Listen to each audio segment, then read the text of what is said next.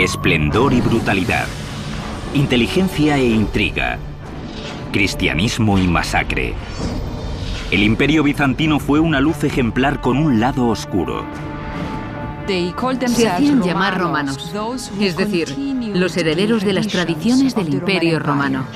Guiados por gobernantes que ejercían un poder absoluto y arquitectos que superaron las maravillas de la ingeniería romana, los bizantinos construyeron el acueducto más largo de la antigüedad. Unas murallas prácticamente invencibles y una colosal cúpula de catedral que desafiaba las leyes de la naturaleza. Una iglesia de proporciones sin precedentes surgió como por arte de magia. Pero continuar con la herencia romana no saldría gratis. Dejó ciegos a 14.000 hombres, y de cada 100 hombres a uno lo dejó tuerto. El Imperio bizantino fue la civilización más prominente durante la Edad de las Tinieblas. Pero tras un milenio de supremacía, sus logros técnicos serían insuficientes y esa luz milenaria se extinguiría eclipsada por el fulgor de las máquinas modernas de guerra. La construcción de un imperio, los bizantinos. Hola, soy Peter Weller. Bizancio era una antigua colonia griega que se fundó alrededor del año 600 a.C. y que lleva el nombre de su fundador, el rey Bizas. Los griegos se asentaron aquí porque esta estrecha franja de mar conectaba Asia con Europa y el Mar Negro con el Mediterráneo. Este paso de agua es lo que llamamos el Estrecho del Bósforo, que en griego antiguo significa paso de bueyes. Hoy en día una discusión bizantina es aquella que se pierde en los detalles sin llegar a una conclusión. Pero durante sus 1100 años de vida el Imperio bizantino no solo sería el salvador del gran patrimonio jurídico y literario del mundo occidental, sino también el motor del cristianismo y de paso la cuna de los artesanos, constructores y artífices que acabarían iluminando el Renacimiento justo hasta el siglo XXI. Todo ello sucedería bajo los auspicios de un solo emperador llamado Constantino, quien de todos los impostores y charlatanes que la historia nos ha dado, que se han puesto el sobrenombre de El Grande, fue el único que realmente lo merecía. 8 de noviembre del año 324 de nuestra era. Después de 2 décadas de una sangrienta guerra civil, el emperador Constantino finalmente se hace con el control absoluto de todo el Imperio romano. Es un dirigente con amplitud de miras, un brillante estratega y un hombre que no conoce límites. En realidad, llegó a ser emperador gracias a sus artimañas y fue despiadado a la hora de asumir el poder. Constantino el Grande fue uno de esos dirigentes que cambió el mundo. Heredó el Imperio romano, que había sido dividido en 2 partes. Constantino reunificó el enorme imperio y gobernó sobre su mitad occidental y oriental.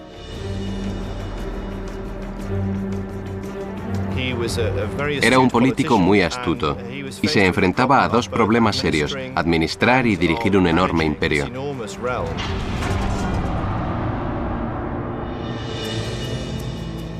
A las 6 semanas tan solo de su ascensión al trono, Constantino viaja a los confines del imperio, a un remoto lugar de la Turquía actual.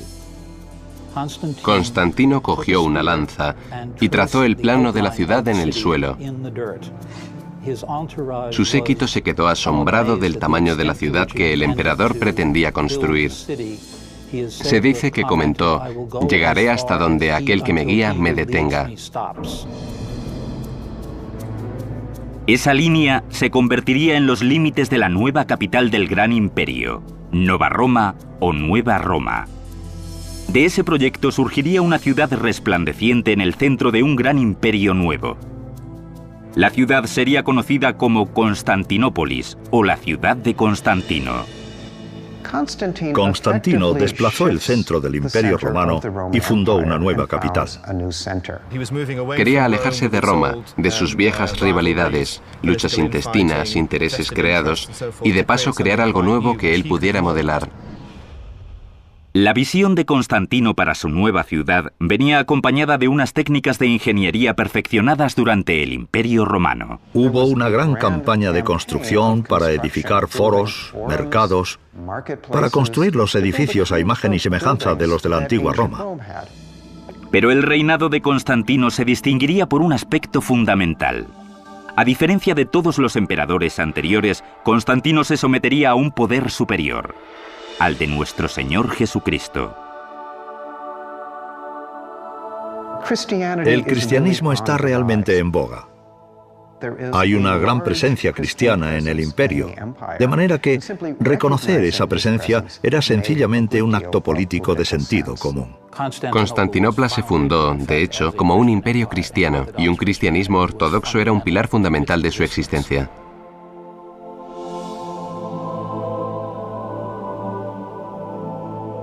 Ahora bien, hay que recordar que aunque el cristianismo venerara a Constantino, este sigue siendo un emperador, en otras palabras, un dictador, que no solo asesinó a su hijo, a su hijastro, sino también a su segunda esposa, todo durante el mismo viaje a Italia.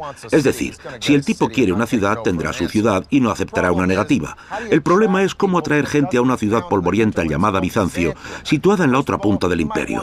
Bueno, en primer lugar, conviene rebautizarla con tu nombre, y en segundo lugar, como hacían todos los emperadores romanos, reconstruirla. Si Constantino levantara la cabeza y viera la magnífica ciudad que hoy en día es Estambul, con sus 12 millones de habitantes, sus 2 millones de turistas anuales, probablemente se desmayaría.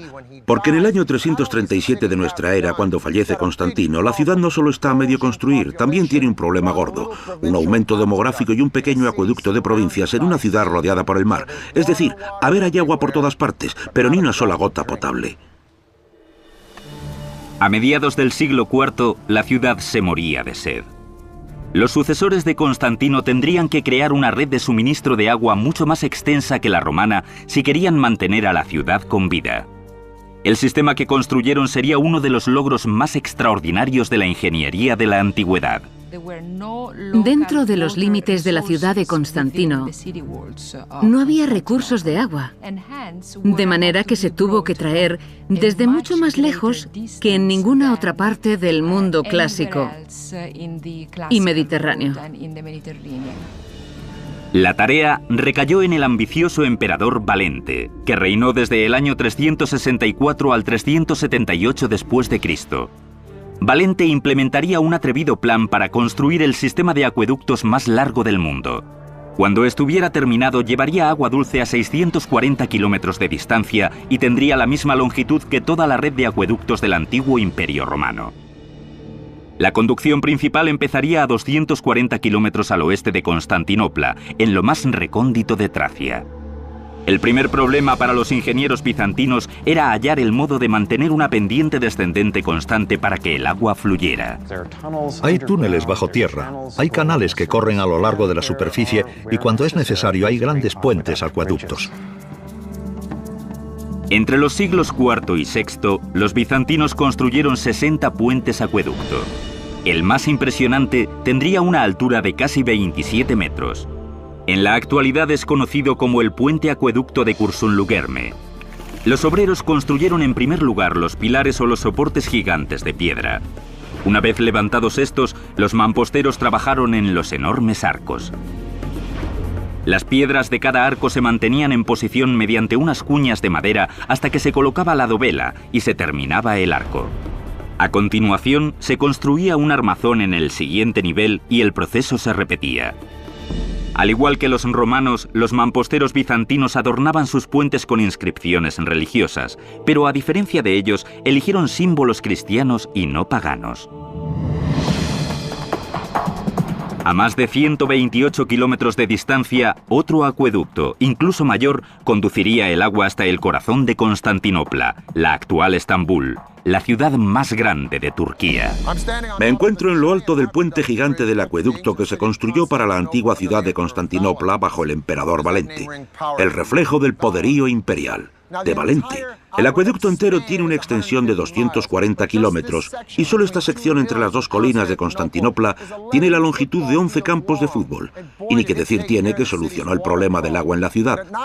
Pero no solo solucionó el suministro del agua, como hemos visto con todos los demás imperios, si quieres hacer una declaración política mediante una obra pública, construye a lo grande.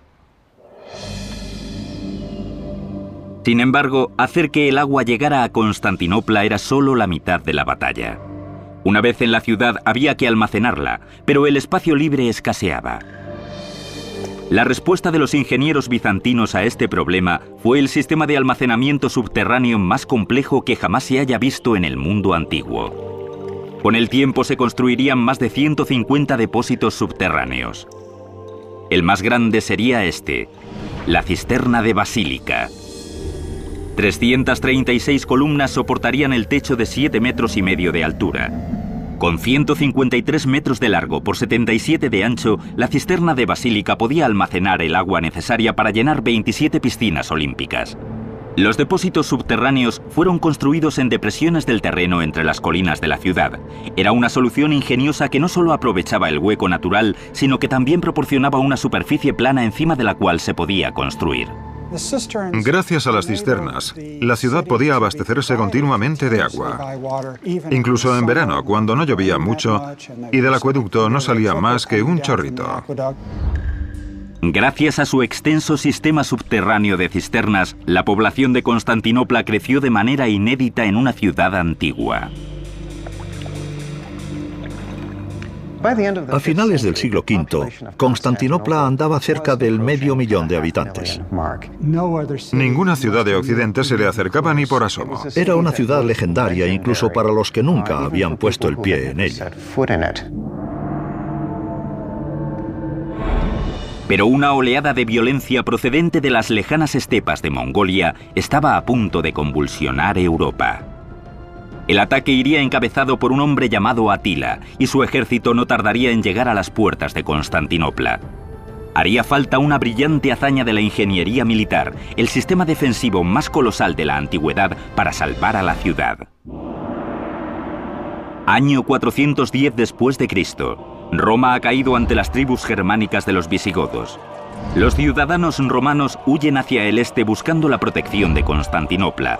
Pero era solo una cuestión de tiempo que una horda de bárbaros empeñados en destruirlo todo llamara a la puerta. Se trataba de los hunos. Mientras Occidente está en plena decadencia, Oriente y Constantinopla florecen. La única pega es que cuanto más rica es Constantinopla, más empiezan esas tribus de saqueadores procedentes del norte que ya han atacado Italia a mirarla y decir: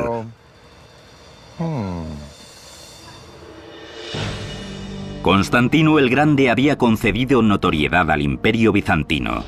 Ahora los hunos querían borrarlo del mapa. La descripción que nos dan de ellos los textos contemporáneos es de unas gentes estrafalarias, horribles, feas, brutales. Nos dan una idea clara del miedo que suscitaban entre la gente normal. Pero los bizantinos habían ideado un plan para protegerse de los hunos. Estando situada en la punta de una península, Constantinopla gozaba de las ventajas estratégicas que no había tenido la vieja Roma, que estaba desprotegida y expuesta. Para mantener alejados a sus enemigos, Constantinopla necesitaría unas defensas formidables a lo largo de su vulnerable acceso occidental. La solución, el sistema de murallas más sofisticado que jamás se haya construido. Hoy las conocemos como las murallas de Teodosio. Curiosamente, los laureles de este prodigio de la ingeniería militar recayeron sobre un emperador que no era más que un niño cuando se concibió la obra, Teodosio II. Las defensas de Constantinopla empezaron a construirse cuando Teodosio tenía solo 12 años. Fue en realidad su prefecto, Antemio, el verdadero artífice de la creación de las murallas. Los romanos habían construido murallas desde hace cientos de años, pero los ingenieros de Bizancio se enfrentaban a un reto mucho mayor. Constantinopla se levanta sobre una falla y los terremotos eran un problema constante. ¿Cómo construir entonces una línea de defensa que pudiera aguantar un temblor? La respuesta, el mortero de caliza. En Occidente, los romanos utilizaban hormigón para fabricar un mortero duro como una piedra, que una vez que se secaba era totalmente rígido. El mortero de caliza tiene más flexibilidad y una vez que se seca se agrieta mucho menos. El ingenioso diseño de los bizantinos alternaba el mortero de caliza con hileras de ladrillo y piedra. Primero había que colocar los bloques de piedra y a continuación rellenar el hueco con escombros de ladrillo y mortero. Después, encima del mortero de escombros, se tendía una hilera horizontal de ladrillos, repitiéndose la operación hasta tener 5 capas. La ventaja oculta de esto es que confiere una cierta flexibilidad a la estructura ante terremotos pequeños, porque al añadir el ladrillo se rompe la consistencia sólida de la muralla y permite que el muro absorba la onda sin romperse. Con esta técnica de capas, los bizantinos edificaron una gigantesca barrera de más de 9 metros de altura y hasta 5 metros de grosor. A esto se añadieron los 96 torreones gigantes de incluso más de 18 metros de altura. ¿Pero sería esto suficiente para contener a los hunos? El general William Tecumseh Sherman dijo de los indios comanches, los mejores jinetes de los últimos tiempos, que llevaban tanto tiempo subidos a los caballos que se les había olvidado caminar. Pues bien, los hunos eran los abuelos de los comanches. Vivían, respiraban y morían a lomos de caballo. Inventaron el estribo que les permitía levantarse en la silla y lanzar sus flechas y blandir sus espadas con una precisión mortífera. Vinieron cabalgando desde China hasta la India y Europa, arrasándolo todo y aterrorizando a todo el mundo a su paso. Comían carne cruda que ablandaban entre los muslos mientras cabalgaban. Se vestían con pieles de roedores que llevaban puestas hasta que se les pudrían encima. Es decir, que Atila y los hunos volvieron a inventar el término temible. Se le daba muy bien lo que hacía, es decir, violar, saquear y destruir las defensas del Imperio Romano. Durante los 7 primeros años de su reinado, la mayor parte de Europa cayó bajo el azote de Atila y sus hunos. Pero pese a los repetidos intentos, todavía no había conseguido tomar Constantinopla. Atila encontraría en la naturaleza a un aliado. En el año 447 de nuestra era, una serie de terremotos de gran intensidad hicieron temblar a la ciudad mucho más de lo que los ingenieros bizantinos habían previsto. Era la oportunidad que Atila había estado esperando. 57 torres habían sido reducidas a escombros, dejando a la ciudad desprotegida. El ejército de Atila una vez más se ponía en marcha, amenazando Constantinopla.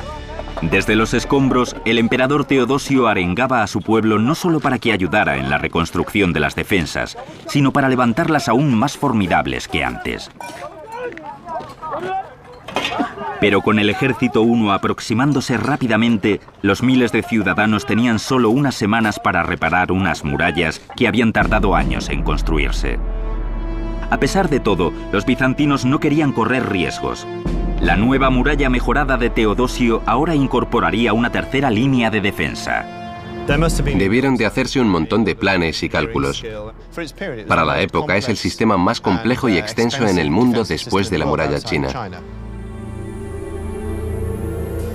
El primer obstáculo, un foso gigante. Detrás, un parapeto exterior. Y después, una muralla exterior nueva de 3 metros de altura y 2 metros de grosor. La última línea de defensa y la más impresionante con mucho sería la gigantesca muralla interior original, completamente reconstruida y anclada en sus 96 torreones gigantes. Cada torre es un pequeño castillo individual, de manera que para conquistar las murallas de la ciudad habría que salvar el foso, la muralla externa y la muralla interna. 3 líneas de defensa y luego conquistar uno por uno estos castillos individuales. Es un sistema sumamente inteligente. Todos los ángulos, todas las posibilidades de la tecnología de la época están cubiertos. Las obras se finalizaron justo a tiempo. Los exploradores de Atila treparon a una colina y se encontraron con la inmensa fortaleza de Constantinopla. Atila nunca entraría en la capital bizantina.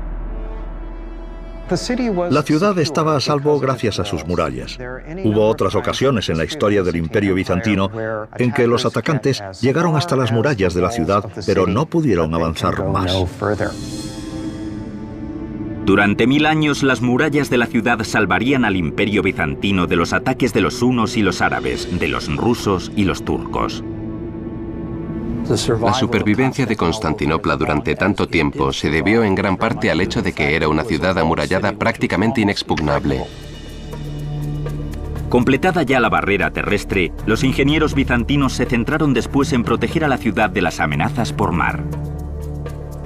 Su solución fue ingeniosa y muy eficaz. Una cadena gigante. Una de las más grandes que jamás se hayan construido. Los herreros bizantinos forjaron una enorme cadena de hierro de aproximadamente una longitud de 5 campos de fútbol con unos 750 eslabones de medio metro de largo. Los eslabones flotaban sobre troncos de madera. Los barcos bizantinos podían arrastrar la cadena por el cuerno de oro y cortar la entrada al puerto. Protegida ya por fin de todos sus enemigos, Constantinopla podía disfrutar de su prosperidad. Las murallas de Constantinopla eran tan grandes y tan efectivas porque no les quedaba más remedio. La ciudad era sumamente rica, y es como un banco que tenga una gran cámara acorazada. Era la ciudad más rica del mundo.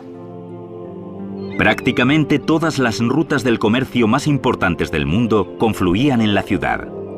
Las riquezas procedentes del lejano Egipto, de China y Rusia pasaban por la capital bizantina camino a Occidente.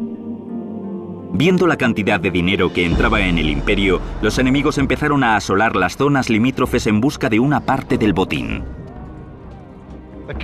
Puede que la capital rebosara prosperidad, pero el imperio no hacía más que encoger a medida que sus fronteras caían una detrás de otra a manos de las tribus de saqueadores. A la muerte de Teodosio II, en el 450 después de Cristo, el Mediterráneo, que en tiempos había sido como un lago privado de Roma, parecía ahora un enorme océano y el imperio no más que una playa de vacaciones. Revivir la Roma de Constantino sería la única obsesión de un emperador muy polémico, casado con una mujer de mucho empuje y unos talentos ocultos.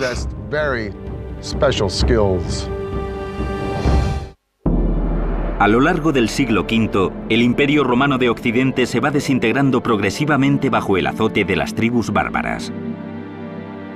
En el año 476 abdicaba el último emperador romano. Para muchos el Imperio Romano había caído definitivamente. ¿Pero lo hizo de verdad? ¿Cayó realmente? Porque al mismo tiempo aquí en Constantinopla el Imperio Romano de Oriente iba al alza, prosperaba. Y en el año 527 después de Cristo, un emperador llamado Justiniano sube al trono y no solo se entrega totalmente a recodificar todo el derecho romano, sino que está empeñado en reconquistar el Imperio de Constantino. Justiniano I gobernó durante la época dorada del Imperio bizantino. Sin embargo, irónicamente, el hombre que anhelaba recuperar la antigua gloria de Roma era un extranjero. El emperador Justiniano era un campesino procedente de lo que ahora es el norte de Yugoslavia y vino con su tío Justino a Constantinopla para hacer fortuna. Sus 40 años de reinado estarían marcados por la brillantez intelectual, una ética sin parangón y una crueldad desmedida. Dos años antes de ascender al trono, Justiniano se casó con una bella y tenaz mujer llamada Teodora. Solo había un problema. Teodora había sido una bailarina de comedia. De manera que para borrar su pasado y legitimizar su situación, Justiniano simplemente la ascendió. El día de su coronación como emperador, nombró a su esposa emperatriz. Este nombramiento escandalizó a la aristocracia bizantina. Se decía que era una prostituta que merodeaba por el hipódromo y hacía cosas como la danza del oso. No sé exactamente en qué consistiría esa danza, pero no debía de ser nada bueno. Y era promiscua. Juntos, Justiniano y Teodora gobernarían el imperio de igual a igual. Debió de ser muy inteligente, muy astuta y muy hábil en la política de la corte. Justiniano se dio cuenta inmediatamente de que su legado sería reconstruir la vieja gloria de la antigua Roma. Comenzó reclamando territorios en Occidente que se habían perdido hacía mucho tiempo. En Constantinopla, Justiniano se lanzó a una campaña de construcción urbanística. Lo malo es que para pagar todas esas obras se le fue la mano con los impuestos, lo que probablemente gustaría tan poco como actualmente. Y además del asunto de los impuestos, intenta controlar o eliminar cualquier forma de celebración pagana. El estudio de los antiguos filósofos atenienses, el juego, la prostitución, el adulterio, la homosexualidad, a cualquier cristiano que no comulgue con sus ideas y a los judíos. No tenía muchos admiradores. Pero ¿y qué? Es el emperador. No escucha los índices de aprobación. Pues ¿saben qué? Debería haberlo hecho. Mientras Justiniano endurecía el control sobre su pueblo, el resentimiento de la ciudad se volvía en ira. Pero a diferencia de otras civilizaciones en las que las masas no tenían un sitio para desahogarse, los bizantinos tenían el hipódromo. El hipódromo era el centro de la vida pública de Constantinopla. Concebido como un estadio para las carreras de carros, podía albergar hasta 100.000 personas. La construcción del hipódromo se había realizado a lo largo de los siglos. Era una obra monumental que incorporaba todas las técnicas de construcción conocidas. Tenía forma de U gigantesca y había tomado como modelo el famoso Circo Máximo romano. Tenía casi medio kilómetro de largo y una anchura superior a la de un campo de fútbol moderno, pero el emplazamiento que sus arquitectos habían elegido presentaba una fuerte pendiente hacia el sur, en el lugar donde se situaría la curva del recinto. Y allí construyeron una subestructura abovedada, como era costumbre en Roma, para montar una plataforma a ras de suelo. Se trajeron a hombres libres y mamposteros desde todas partes del Mediterráneo. Su primera tarea fue construir la pared de arcos de la subestructura de 4 pisos. Los arcos creaban una galería para los comercios. Encima de la subestructura iban 2 niveles de columnas y más de 30 filas de piedra que rodeaban la pista de arena. Como todos los emperadores bizantinos anteriores a él, Justiniano se sentaba en el palco imperial o catisma, desde el cual el pueblo podía tener una visión rara y fugaz de su emperador. Era una combinación de estadio de deportes, escenario para espectáculos públicos, púlpito para la propaganda imperial, todas esas cosas. Tenía una capacidad inmensa. La afición apostaba cuantiosas sumas de dinero por los diferentes equipos, azul, verde, rojo y blanco. Eran como las facciones políticas de nuestros días. De manera que las disputas por los resultados de un partido, como pasa hoy, o por las carreras de carros, podían adquirir importantes dimensiones políticas en Bizancio. El hipódromo era una de las glorias arquitectónicas de Constantinopla. Pero en el año 532 después de Cristo pasaría a ser también el escenario de uno de los actos más brutales de un emperador contra su pueblo. Un día de principios de enero, Justiniano, ahora bastante impopular por culpa de sus duras medidas y altos impuestos, aparecía ante una multitud estridente en el hipódromo. De pronto la multitud se une contra el emperador. El centro político de las ceremonias del imperio era ese, y miles de personas en desacuerdo contra el emperador se manifiestan justo en el corazón del imperio. Los azules y los verdes eran como los Jets y los Sharks de West Side Story.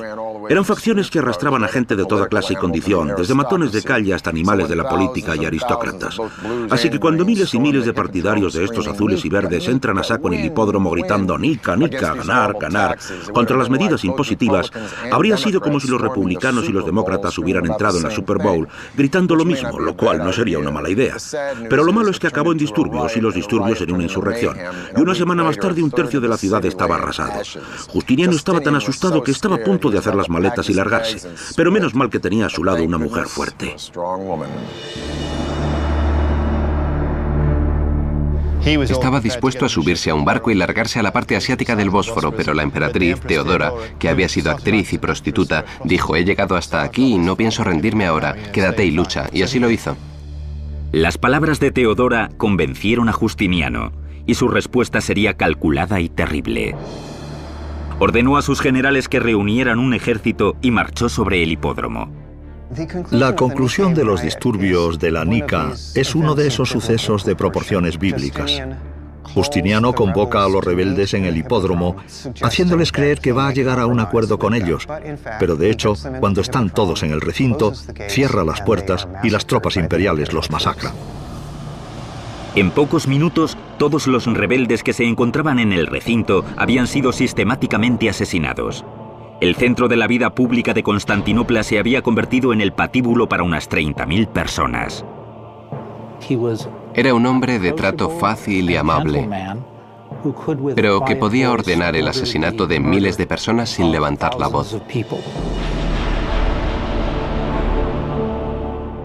La capital estaba en ruinas. Pero en las cenizas, Justiniano atisbó una oportunidad. Ahora edificaría algo que perduraría para siempre en nombre del poder absoluto, el suyo.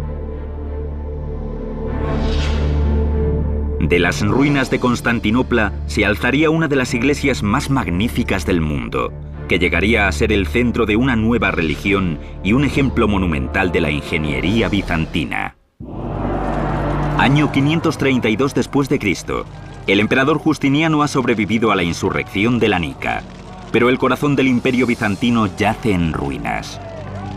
Justiniano, con renovada energía, se aseguraría el poder y reconstruiría la capital en nombre de Dios y en el suyo propio. Lo que Justiniano hizo después de que su ejército imperial aplastara la rebelión fue empezar inmediatamente a reconstruir la ciudad y proclamar a los ciudadanos que él era el jefe y que todo iba bien en el Imperio Romano. Nosotros recordamos a Justiniano no por su crueldad. Nosotros recordamos el periodo de Justiniano por el legado arquitectónico tan magnífico que nos ha dejado. Ahora, la prioridad de Justiniano era reconstruir la catedral principal de la ciudad, la Iglesia de la Santa Sabiduría. Hoy en día la conocemos como Santa Sofía. Justiniano nombró a dos arquitectos bizantinos, Isidoro y Antemio, para diseñar la basílica. Ambos eran profesores de matemáticas y física, expertos en la teoría, pero sin una experiencia real en la construcción. Los arquitectos de Santa Sofía no eran los arquitectos típicos de la época. Para bien o para mal, eran profesores y nosotros los profesores a veces no tenemos el mejor conocimiento práctico. Pero Justiniano tenía visión de futuro y les dio carta blanca con solo dos condiciones: construirla con la mayor celeridad posible y hacerla única en la tierra. La construcción dio comienzo escasamente 6 semanas después de los disturbios de la Nica. Se tardaba años en poder reunir un equipo de construcción y traer todos los materiales necesarios para llevar a cabo un gran proyecto imperial. Justiniano lo hizo casi inmediatamente. El diseño de Isidoro y Antemio para la catedral era revolucionario en concepto e inédito en escala. Se disponían a crear una cúpula de 30 metros de diámetro, la más grande que jamás se hubiera edificado. Los arquitectos emplearían un elemento arquitectónico que había sido utilizado por primera vez por los romanos, aunque sin éxito: las pechinas. El primer paso era construir 4 gigantescos arcos en los que descansaría la gran cúpula. A continuación, las pechinas, un espacio triangular que conectaba el arco que forma el borde de la cúpula con los arcos en los que descansa esta y que distribuía el peso uniformemente entre dichos arcos. Añadiendo 2 semicúpulas más pequeñas, era posible crear un área incluso mayor. Con el empleo de las pechinas, los arquitectos de Justiniano pudieron edificar una cúpula gigante que parecía flotar en el aire. La cúpula se eleva hasta 55 metros de altura, siendo 9 metros más alta que la Estatua de la Libertad.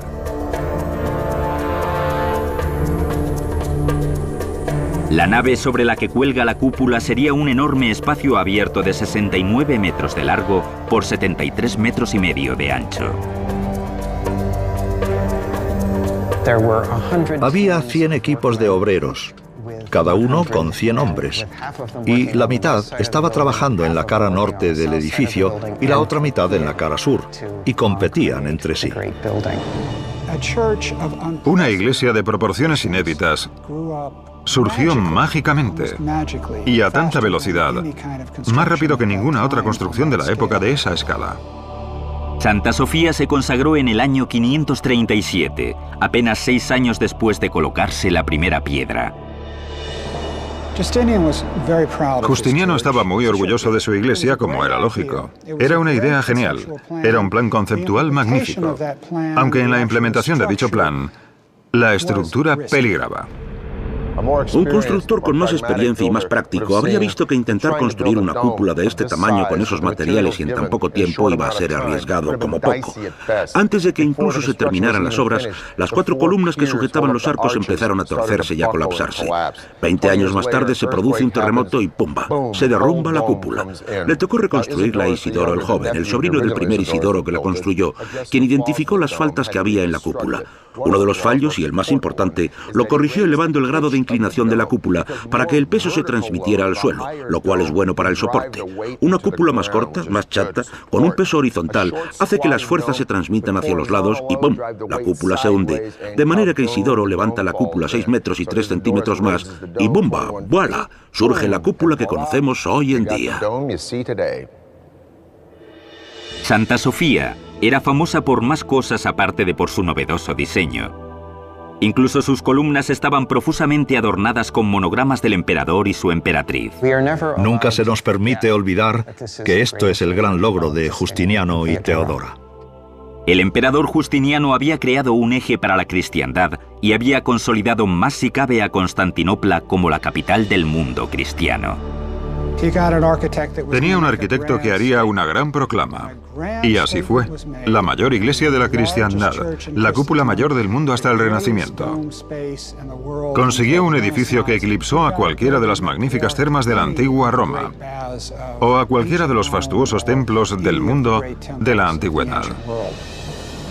A finales de su reinado, el Imperio bizantino había alcanzado su mayor extensión e incluía Siria, Palestina, Asia Menor, Italia, Grecia y por el sur toda la costa norte de África y Egipto. Pero los bizantinos pagarían el precio de la expansión. Las casi constantes campañas militares de Justiniano, junto a su celo por reconstruir Constantinopla, llevaron a la ruina al Imperio bizantino. El imperio realmente no llega a recuperarse nunca de la megalomanía de Justiniano. Y quizás el que la cúpula de Santa Sofía se hunda es una imagen muy apropiada, ya que a medida que Justiniano extiende las fronteras políticas del imperio, también extiende las de la arquitectura. Los emperadores que sucedieron a Justiniano durante los 3 siglos siguientes a su muerte gobernaron sobre un imperio progresivamente más pequeño. Pero en medio del caos, Constantinopla siguió en pie y a salvo. Y en el siglo X, los bizantinos volverían una vez más a levantarse cubiertos de gloria militar gracias a un arma ofensiva letal y a la mente militar más aguda que jamás haya portado una corona.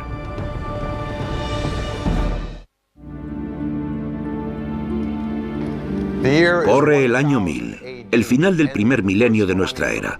La fuerza dominante en Europa está ahora en el norte con Francia y Alemania y el Sacro Imperio Romano. Mientras que aquí, en Constantinopla, los bizantinos han sobrevivido a las guerras con los visigodos, los persas, los ávaros y los árabes y han capeado el desalentador temporal iconoclasta del año 700, en el que se destruye la mayor parte de su arte. Pero los bizantinos empiezan a recuperarse y en el 1014 están preparados para reconquistar toda la península balcánica desde el Danubio hasta Grecia. El artífice de la recuperación de los bizantinos fue Basilio II, un hombre del pueblo y uno de los mayores genios militares que haya conocido Bizancio. No era un emperador que se sentara ocioso a disfrutar de los lujos de palacio.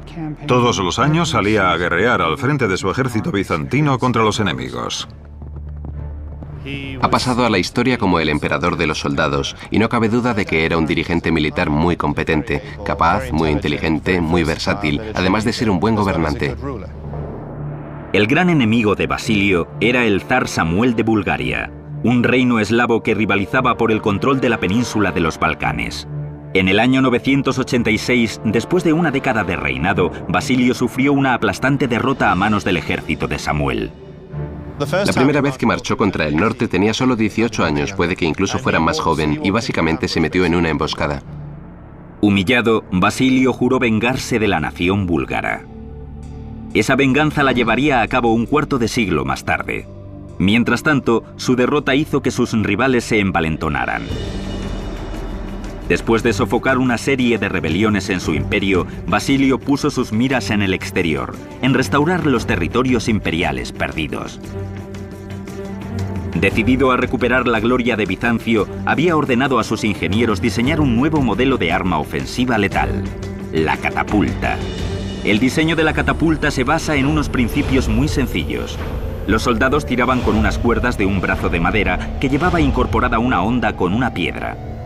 La parte delantera y los laterales de la estructura de madera iban recubiertos con pieles frescas de animales para protegerlos de las flechas incendiarias. Tenía un eje y un brazo con una honda que pivotaba sobre ese eje, y debido a la disparidad de longitud entre las partes del brazo a ambos lados del eje, se podía potenciar al máximo la velocidad de la honda. Se podían arrojar pesos sustanciales a distancias considerables. Pero Basilio II no hacía nada a medias. La catapulta que inventaron sus ingenieros podía lanzar piedras de más de 180 kilos, siendo necesaria una increíble fuerza de 400 hombres para operar el artilugio. Con las mejores tropas del mundo y el arma ofensiva más grande, el ejército bizantino era imparable. Y después de años de contienda, Basilio les había inculcado a sus hombres un credo de ferocidad y disciplina. Tenía fama de ser duro pero justo, y por supuesto, si los soldados creían en su jefe, lucharían mejor y con más eficacia. Prohibía a sus hombres romper filas y les insistía en la necesidad de estar listos en todo momento. Sus fuerzas podían desplazarse a la velocidad del rayo por todo tipo de terrenos. Por fin, en el año 1001, Basilio decidió que era hora de marchar sobre Bulgaria y quitarse una antigua espina. Entonces pone sus miras otra vez en Bulgaria y se pasa los siguientes 15 años básicamente luchando contra los búlgaros año tras año, destruyendo gradualmente sus infraestructuras, asolando el campo y destruyendo la economía. El zar Samuel pronto se daría cuenta del alcance de la furia de Basilio. Samuel había sido el único hombre que había derrotado a Basilio en el campo de batalla y pagaría caro esa distinción. El 29 de julio del año 1014, Basilio lanzó un ataque por sorpresa y venció al ejército búlgaro, capturando 14.000 hombres. Su venganza sería brutal. Los dejó ciegos a todos y de cada 100 hombres dejó a uno tuerto para que pudiera conducir al resto de vuelta a Bulgaria. Cuando Samuel vio a su ejército destrozado y mutilado, le dio un ataque y 2 días después murió. Una cosa es ejecutar a toda esta gente y otra es dejarlos tullidos y enviarlos a su país, donde sus compatriotas van a tener que cuidar de ellos, de manera que se convierten en una especie de carga social permanente. Gracias a esta cruel victoria, el emperador ganó el control de los Balcanes y el sobrenombre de Basilio, el matador de búlgaros.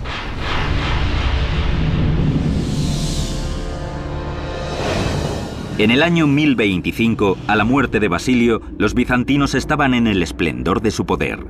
Pero el imperio se había quedado sin timón y era vulnerable a las luchas intestinas. En los años que siguieron, el imperio necesitaba a un general como Basilio II, pero no lo tuvo. En 1453, los otomanos lanzaron una nueva arma sobre las imponentes murallas de Constantinopla. Al final, el ladrillo y la piedra no pudieron soportar el fuego de la artillería. La pólvora y los cañones cambiaron las reglas de la guerra. Bizancio, Constantinopla, había sido construida para un sistema de lucha que se había quedado obsoleto en el siglo XV. Después de 1100 años, por fin se abría una brecha en las murallas fortificadas de Constantinopla. Constantinopla era ahora Estambul. El imperio bizantino había muerto, pero sus inventos y sus prodigios de la ingeniería siguen siendo hoy testigos de una magnífica civilización que tomó prestado el capítulo de Roma del libro de las grandes civilizaciones y acabó escribiendo el suyo propio. Lo fascinante del Imperio bizantino es que tendemos a hablar de los imperios desde el punto de vista de su poder político, pero el Imperio bizantino hay que entenderlo como un poder cultural. Fue una cultura intelectual muy sofisticada, y gracias al interés de los monjes griegos y de las sacerdotisas griegas por la literatura antigua, se conservaron muchos textos antiguos. A menudo se dice que la caída de Constantinopla y la marcha de los libros hacia Occidente fue lo que contribuyó al nacimiento del Renacimiento.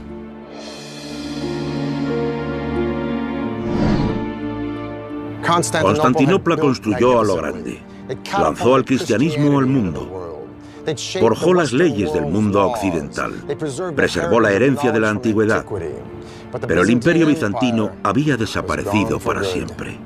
Para el canal de Historia se despide Peter Weller.